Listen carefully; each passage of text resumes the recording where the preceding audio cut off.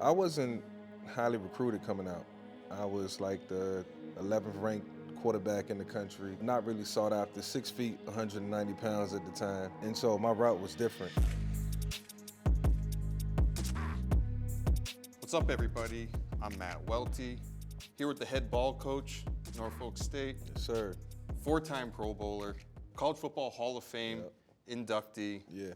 2025, Yep. Michael Vick. Yeah, no doubt. Should have been 5-time Pro Bowler. I like to say that. Yeah? Yeah, but it's 4.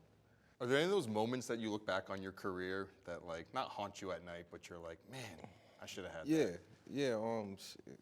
I mean, when I say 5-time Pro Bowler, it's because at the end of the 2006 season, I'm having a great year, Yeah. and I had to let my emotions get the best of me. After the game, I just ran for like a $180, threw for 200, and it was a New Orleans Saints fan that was in the crowd that was heckling me after the game, and I made an obscene gesture. I really feel like that derailed me from going to my 5th Pro Bowl, which automatically puts you on the Hall of Fame. Conduct is everything. You know what I'm saying? Does that It eat is. you up more than, do you feel like you should have won the Heisman in college, or?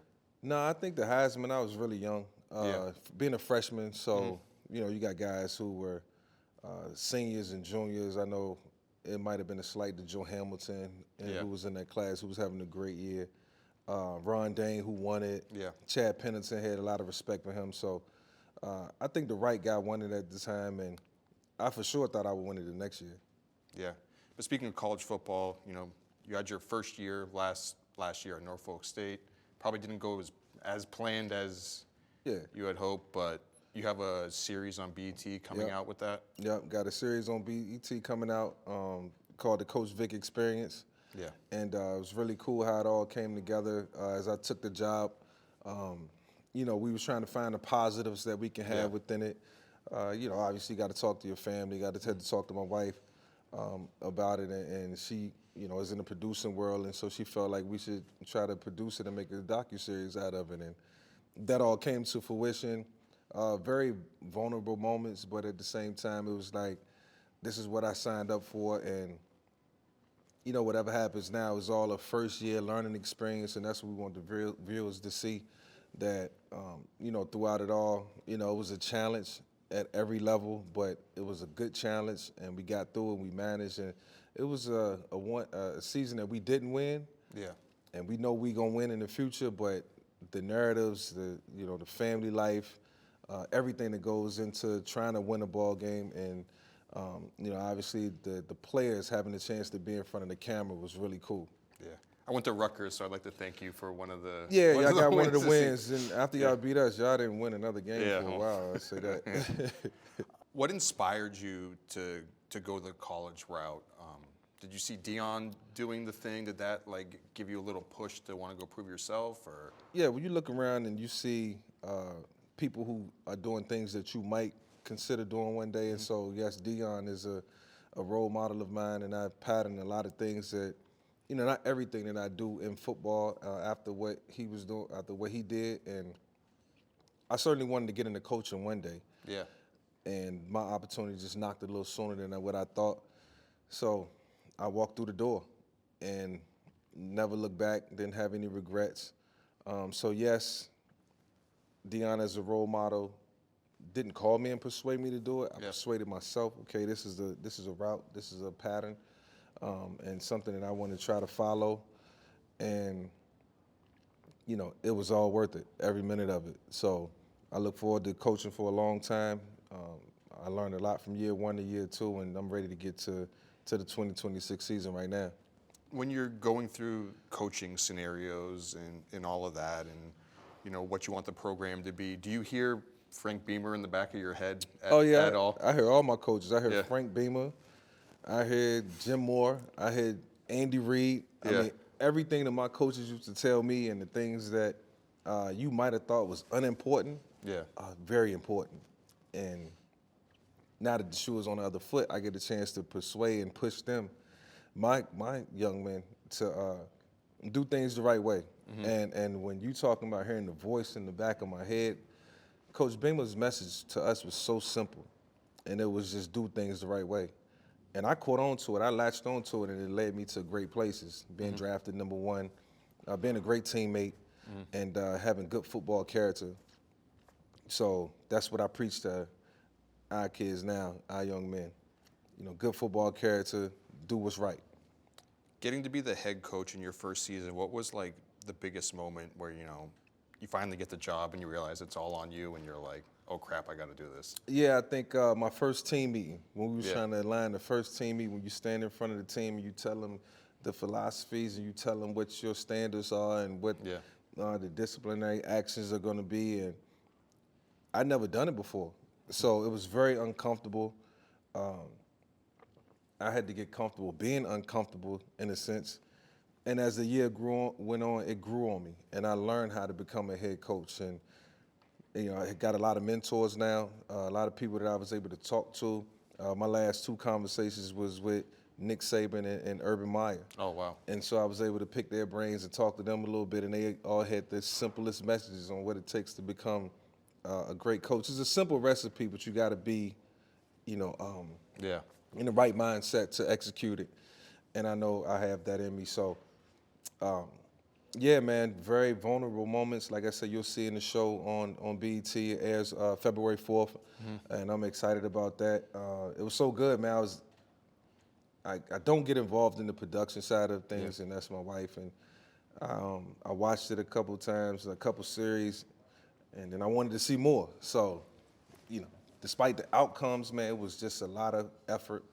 It was a lot of fight. It was a lot of challenge. I had a good group of kids, man, and they'll go on to do great things. And like I say, 2026 is going to be an amazing year for us. What's it like, you know, being the head coach in the NIL era? Being a head coach in the NIL era is really tough. Yeah. And being at a HBCU, which I truly appreciate, it's definitely, you know, I'm gracious for, you know, and grateful for the things that we do have. And Yeah. obviously, you know, we're not dealing with the bigger budgets like the bigger schools. So it's a little more, you know, managed a little bit, you know what I'm saying, from a micro standpoint. I can only imagine them Power 5 schools, man, and what Yeah. it takes. I mean, but, you know, the more you have, the more NIL, the better you can recruit. The big, you know, so I'm where I'm at for a reason. You know, kind of crawl before you walk stage. I appreciate that, and I can only say this: I'm getting myself ready for what's to come in the future, and so hopefully it's great things, and I'll be able to handle it by the time I get to that next chapter. There was an interview recently with Ed Orgeron on Bussin' with the Boys, and he said they asked him what was the biggest difference between the NIL, the pre-NIL era and the NIL era, and he goes, back What'd then he we say? just had to put the money through the back door, now we bring it through the front door. That's the truth, man. I don't know enough about it. Look, this is my first year coaching college football. I know what my NIL budget was, and I know what I spent.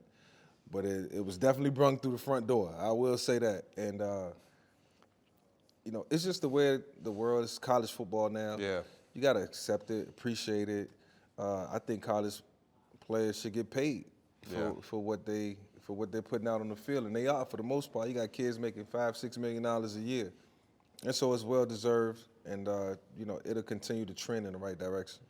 But I mean, during that era, I was like, you know, I did an interview with Tracy McGrady, and he's like, now that's the NIL era, we can talk about it. He's like, yeah, they were going to drop off a bag for me to go play. Was that like the situation back then, or? No, I never had money offered to me. Really? Ever. I wasn't highly recruited coming out. I was like the 11th ranked quarterback in the country. Not really sought after. 6 feet, 190 pounds at the time. And so my route was different. My road to get to where I had to go was different. And I wouldn't say that around year 2 that, you know, things could have been different. Yeah. But it wasn't. And I definitely would have demanded a lot if it was in a different era. Is the transfer portal helping or hurting you guys? Because I know a lot of the smaller schools are saying the good players are getting eaten up by the bigger schools. I think it helps smaller schools like us. Yeah. Because for players who get stuck in the portal, now they can look at the schools that, hey, Coach Vick is at Norfolk State or Deion is at Delaware State. I'll go play for them, and just kind of reboot everything and have a good year, and then go back and try to get back into a Power 5 or a P4. So there's so many alternatives. You can transfer in and out. Back in my day, you had to sit out for a whole year. Yep. So you go from being a sophomore to a senior real quick. Yeah. What's your take on it? Obviously, Virginia Tech made the big hiring with James Franklin. Are you excited as an alum to see him there? Do you think he's the right direction for the school? Oh yeah, no doubt. James Franklin is definitely no nonsense, all business. Yeah. We actually had a conversation this past week. Definitely gonna look at him as a mentor, help him in any way I can, and vice versa. And I always want to be there to support Virginia Tech. He's gonna do great things at Virginia Tech, and so from afar, I'll be rooting, and I'll spend some time down there in Blacksburg for sure. Yeah. Speaking of scrambles, quarterback moments, I feel like it doesn't get much more iconic than Mendoza's touchdown at the national championship. Yeah. When you saw that, did you have like a kind of like glimmer in your eye, like? Nah, you know what, man? When I see plays like that, it's like, you didn't see plays like that 20 years ago. Yeah. From quarterbacks at the University of Indiana. You know what I'm saying? Yeah. Not from a discriminatory standpoint. It's like, now it's cool to take off and run. Now it's cool to go up the middle and try to get that first down. And man, those have probably seen so many of his peers doing it that he like, I'm gonna do it too. And guess what? That play right there catapulted him into being the #1 pick. I promise you, because it showed heart, it showed grit, it showed effort, and it showed toughness. And that's all your teammates want to see. That's what a coach want to see. If I'm a professional football coach, I'm like, yo, I take that kid any day because he's gonna give me 110. Yeah. So you think that that tough run as a quarterback impresses people more than maybe like a pocket throw or something? Yeah, like I mean, it was certainly aggressive, but you kind of cringe when you're a quarterback and on any level do that. Yeah. But that's why you work out. That's why you lift weights, in order to be physically fit and ready to go, for the duration. Yeah, because there's a lot of talk about like Jackson Dart and his running. I love it. Yeah. They're like, oh, he can't play. You will never hear me criticizing the running quarterback unless it's a lot on the line, the game's on the line, or I don't know why I would. Other than staying safe and not putting himself in harm's way. Yeah. It's crazy because, you and Phillip Rivers aren't that far off in age. Which, but he made the 1 year comeback or the few games. Very courageous. If they had given you the call and they're like, Vic, we want you to go sling it for 3 games, do you think that you still have it in you, or you're just like, I don't want to get hit that hard by a 26-year-old? I just feel like if I tried to come back, I would definitely need a year to get myself acclimated body-wise. Like conditioning and stuff? Yeah. My intuition tells me that if I came back, something devastating would happen. Like an injury or something. And I'd be sitting on the couch looking crazy. You came back, you tried to take off and run, and you blew your hamstring. Matter of fact, you blew both hamstrings out. Yeah, I don't want that. I like where I'm at. I mean, I just feel like at that point, because I'm going to be turning 40 this year, and I just feel like if I got hit really hard, you just want to go sit down for like 6 minutes. Yeah, I don't miss that at all. I mean, I really cringe when I watch football now. Yeah? I mean, because I would love for my youngest son, to play the game, but the more I watch it, the more I be like, I don't want him going through that, but he got to make that determination. And I always ask him, like, yo, would you mind getting hurt? You're going to hurt your ankle. You're going to hurt your shoulder. All these things that my family see me go through. Yeah. And it's funny because when you win it and you're going through it, it don't even matter. Mm-hmm. You don't think about injury at all. You come to the stadium on any Sunday, Monday, or Thursday, and just be ready to get to it. Like, if the injury happened, it happened, but you never go into a game worried about getting hurt. What's the one nagging injury or pain from your playing career that you wake up every morning and you're like, my knee hurts, or it's my elbow, or? The only thing that bothered me is my ankle. Yeah. And I sprained it a bunch of times and then eventually broke in 2003, a bad sprain. And, almost sometimes a sprain is like worse than a break. Yep. And so I sprained it real bad in 99. played throughout the whole season on it, back and forth, off and on, and just gutted it out, and then hurt the other one the following year. But then finally, it just gave in 2003, and so post-career I had to have surgery on it, and I got surgery, and so it bothered me a little bit. I guess like when the weather changed, or sometimes if like I'm on a course and I start walking, to walk in the course and moving around too much. But for the most part, that's it, man. I mean, I take that. I take a ankle that's hurting here and there as opposed to shoulders and, knees. And hopefully that don't have a profound effect on the rest of my body. Is it bittersweet at all that, you have that ankle injury, but then also your 2004 Madden cover and you're like the greatest video game player of all time? Yeah, it's really cool. I mean, just the fact that people love Madden, and it'll forever be a part of my life. Yeah. And I'm so thankful to be an ambassador for Madden, and just EA, the relationship that I have with them is really cool, and rightfully so. We was able to create something that people always can draw back to, and still, just the way the game flows now, you can recreate these characters, and it's still the cheat code. So the code will never be cracked. When that game first came out, I imagine you played it and played against your friends as yourself. I hated playing with myself. Like I always played with like Drew Brees or Peyton Manning, Phillip Rivers. Why not? I mean, why wouldn't you want to play as yourself? Because I always wanted to take off and run with myself. And, if you just try to take off and run on a video game, you run into somebody. So I never could win. But I'm a passer at heart. And so the passing vision, I know the passing vision. It was like this wide with Peyton and Eli, and mine was like this wide. But I was the fastest, so gift and the curse, you can't have all the attributes. So I just kind of rolled with that. Talking about injuries in football, older guys playing, I'm sure you've seen all those U37 football highlights online. No, what's that? There's like a under 37 football league. Really? That guys join. They're like 36. Playing with equipment? Yeah, like full-on football. I ain't seen that. I gotta go check that out. YouTube? Yeah, I mean, YouTube? Instagram, Twitter, all of that. I bet they all over the place. Is it structured, organized? It's like real football. Oh, like, shit. Okay. It's like, I guess it's kind of like. I can play in that league for sure. Well, over 37, but They ain't getting paid though? No, just like. Yeah, I ain't fucking with it. These guys are like risking their they're going to work the next Risking day injury. with like a torn ACL just to like. All to say that they ran for 22 yards in a backyard game, backyard stadium. Do you still like to play backyard football, or No. you're just like, no, not at all? I like to throw the ball around here and there, but I don't know, man. I played so many downs. Like I played enough for everybody in this room. Everybody, trust me. So, it's it was never a good run. It's never like Thanksgiving and someone kind of like goats you to Hell come out no. play in the backyard.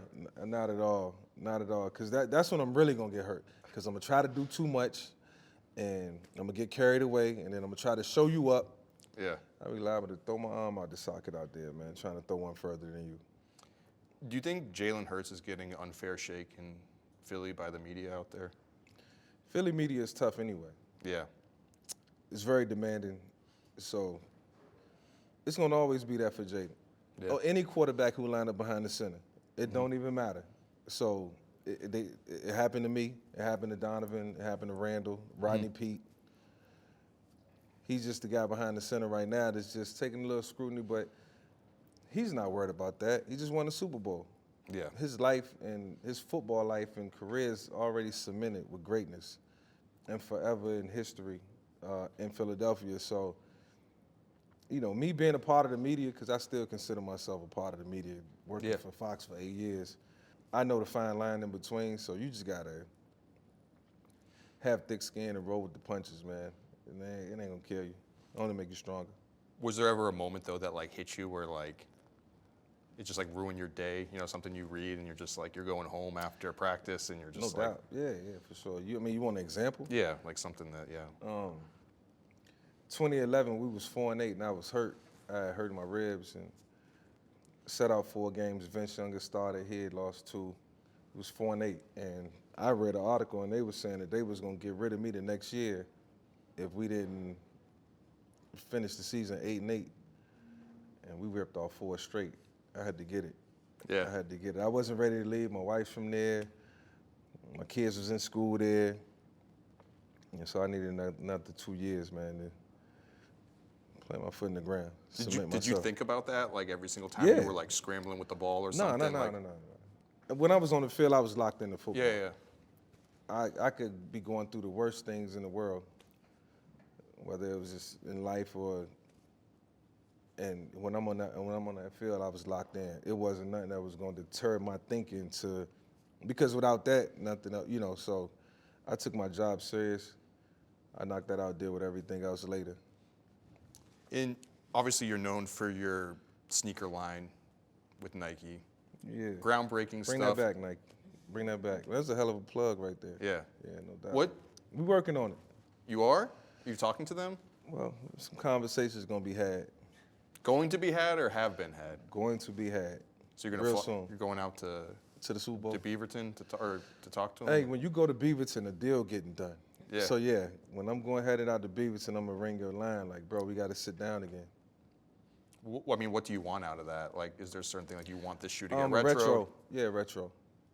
And eventually, the Vick 5 was never released because of what I went through. Yep. And that was probably one of the coolest shoes that we created. It just never made it to I think Plexico wore it. I think LaDainian Tomlinson. And then ultimately get to 7 and then shut it down. Yeah. That'd be cool. That'd be ideal. In a perfect world, that'd be ideal for me. Do you think that's a reality or is it just? I think it's a reality. I'm not just talking. I think it's a reality. One shoe you were famous for wearing, got something special here. Air Jordan 17. I don't know if you saw these. These came out last year. Yeah, These were the Are Infinite. they let me see. The Infinite Archives. Have you seen these? No, I haven't seen them. Can I keep them? What size are you? 12. Oh, these are 11. Damn. So there's this designer out of Chicago, Let me see what you got. Easy Odebar. He was really inspired by the history of all of this and you wearing the shoe back on the turf days, the red pair. So The status. he took the Air Jordan 17. Oh yeah, I wore that one in the white and saw red. Yep, in Yeah. the white and red. Yep. And he put the red on the bottom Oh for yeah, yep. yeah. That's cool, man. It bring back memory. Let me see. Too bad it's not a 12. I'd have took these home with me. I keep them, get Jordan to sign them. Yeah. But I mean, what's it like seeing, those moments getting homaged on a shoe like this, like all these years later? I mean, at the time, it was all about swag. Yeah. It wasn't even about nothing. It was, I got drafted to a team where we played on field turf. We played on turf. It was like playing on carpet. So you can wear those. You can wear anything. I could have wear Air Force Ones. And it was cool that every week you can switch your shoe up and you can wear something different. Yeah. And so we had fun with that, a lot of fun. Sometimes Jordan, sometimes Air Force One, sometimes a pair of Air Max. Depends on what you want to flow in that day. Were you asking the people at Nike for different stuff to wear, or was it just like stuff you had in your closet where you were just like, I'll just toss these on and go? I was just really trying to get their attention.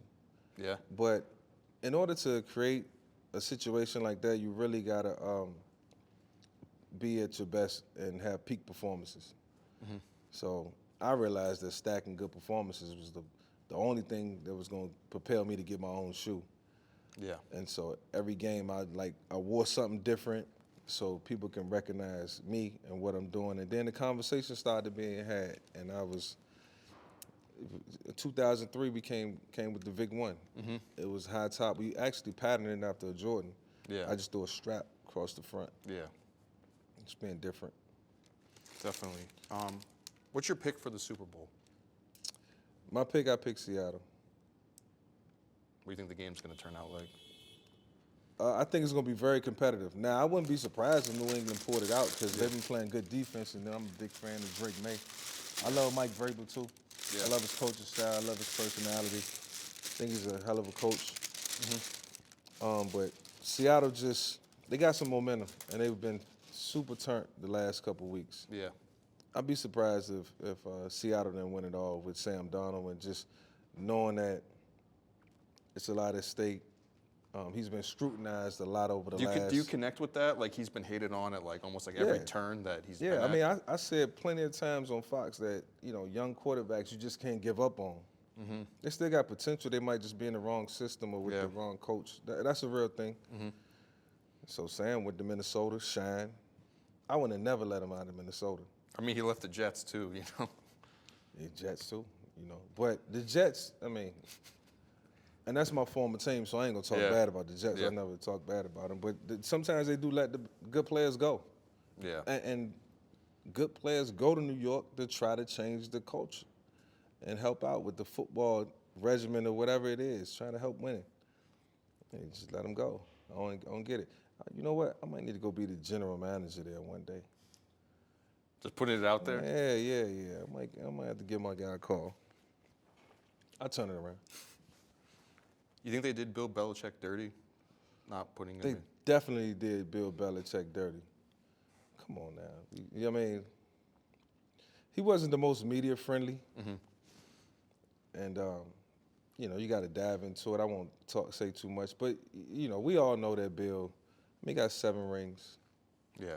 You don't got to say anything else. He got 7 rings. I think that says enough about a resume. Some coaches only have 1. Yeah. Get 1, can't get 2. You got 7. How do you not make it? So if they do the same thing to Brady, like the whole this world, everybody's going to erupt. I promise you. People be But that ain't rioting. gonna People be happen. rioting in the That ain't gonna streets out of Foxborough. Bill will get in next year, though. That was a shot. Who do you think is, in your opinion, or you're looking forward to, Heisman next year? Some people saying Arch Manning's a favorite. I don't know enough about college players to know who could even be in the category of top 5. I know Arch. Let me see. Did the kid from Ole Miss come out? Is he coming out? I don't know if he has another year left of eligibility. Trinidad Chambliss. Trinidad Chambliss. I know the quarterback from Miami's leaving. Yeah. Beck. Anybody at Virginia Tech? No. Did it hurt to see Virginia have a good season? It did. Yeah. It did. It definitely hurt. Shit, man. We whipped them every year when I played. We're going to whip them next year. I'm telling you, we're going to be good with with Coach. We definitely got the team, and he got a lot of guys coming from Penn State. Mm-hmm. So Virginia Tech will be nice next year. I mean, was it kind of, a little bit of a silver lining to see them lose to Duke in the ACC championship game at least? No, I was rooting for him because I got a lot of respect for the coach. Okay. I got so much respect for him. He actually reached out too. Yeah. But yeah, man, I got a lot of respect for Duke just to see them go back and forth head to head like that. It's like, damn, Duke program pretty good too. Yeah. So you just got to be, uber focused when you in that ACC. I mean, what's your expectations next year for Norfolk State? No expectations. I expect us to be competing for the playoffs. Okay. Or competing for the MEAC championship. Mm-hmm. We actually play UVA next year. Yeah. And we play Old Dominion. That won't derail anything that we have going on in the MEAC, but it'll harden us and make us callous to, things that we might see. We'll be ready, though. We're going to give them a run for their money. I mean, I know obviously you've been in all the biggest stadiums out there, but like being a coach of a smaller school and then turning up to, a big ACC school and probably seeing that stadium full. Yeah. What's that feeling going to be like? For us, being at Norfolk State, I mean, we went to Rutgers last year. Yeah. So, I mean, it's a parallel. But going into that stadium next year, they won't be stage fright. Yeah. They'll be ready, they'll be prepared, and when you prepare, you can be confident. Mm-hmm. So I'll make sure that, they're super focused and ready to play. Be able to soak it all in and actually look at it as an opportunity to showcase not only your talents and show me what you can do, but show that coach on the other side what you can do. He might come try to get one of y'all for NIL next year and might want one of y'all to play for. So I do the reverse psychology thing, and I tell him the truth. There's opportunity in this game, you got to go get it. So I'm never going to hold them back from not being able to elevate or achieve the things that I know that they want to achieve. So you play well in that game, run it back, run for $150, he might want to bring you to UVA next year and pay you $300,000. That's a credit to them. So when you give the pregame speeches to try to hype people up or halftime talks, are you talking to them in this voice? Or are you going like full Dan Lanning? It all depends on what's going on. Yeah. Like to start the game, to go out and I just try to be calm, because if I get hyped and I'm going crazy, then they're going to get hyped and go crazy. They're going to feed off me. Yeah. If I come in at halftime and halftime I come in and it's just about, what just happened. And I always tell let's go out in the first half, let's execute, and then we'll come back and talk about it at the halftime, because that's when you really win the game in the second half. So you make your adjustments and then you get to it, and that's when you really that's when you try to go nuts. Definitely. I mean, that's all the questions I had for you. I appreciate you taking your time. I don't know if there's absolutely. anything else you want to plug or. Check us out, Coach Vick Experience, BET, February 4th, and it's an amazing series, man. You get in-depth content of the whole season, man, and it wasn't the year that we wanted, but I'm telling you, the storylines is crazy. We had fun, and y'all get to go inside the minds of not just me as a coach, but all the coaches. Awesome. Sure. Thanks everyone for watching.